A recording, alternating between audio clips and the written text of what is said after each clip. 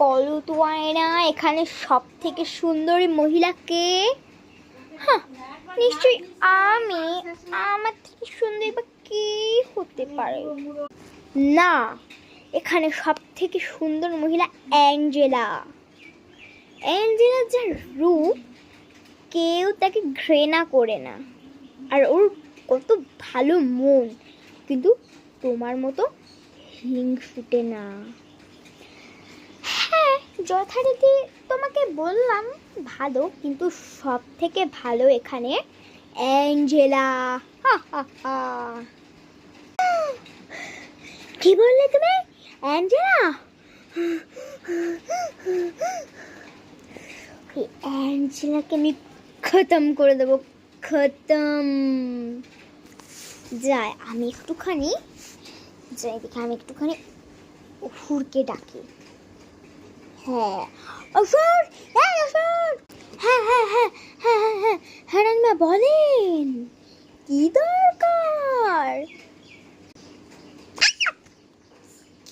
কি ভাই তুইও ভয় পেয়ে গেছিস?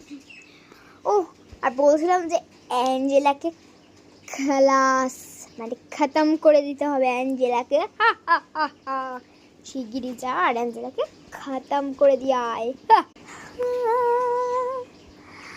আকাশ ভরা সূর্য তারা, বিশ্ব ভরা প্রাণ, তাহারি মাঝখানে পেয়েছি মোরে স্থান।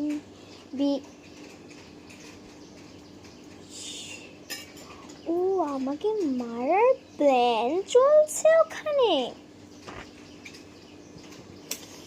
আচ্ছা ঠিক আছে,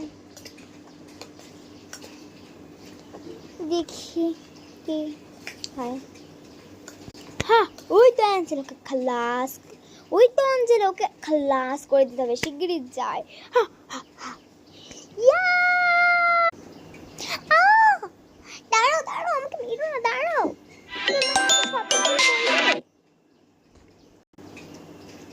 কি? আমি? আচ্ছা বলছি, কিন্তু তার বদলে কি পাবো বলে? আমি তোমাকে 10 ভরি সোনা দেব, তুমি আমাকে বলো সবটা খুলে। বলছি বলছি রানীমা তোমার রূপ একদম সহ্য করতে পারছে না, তাই তোমাকে মারার জন্য প্ল্যান করছে।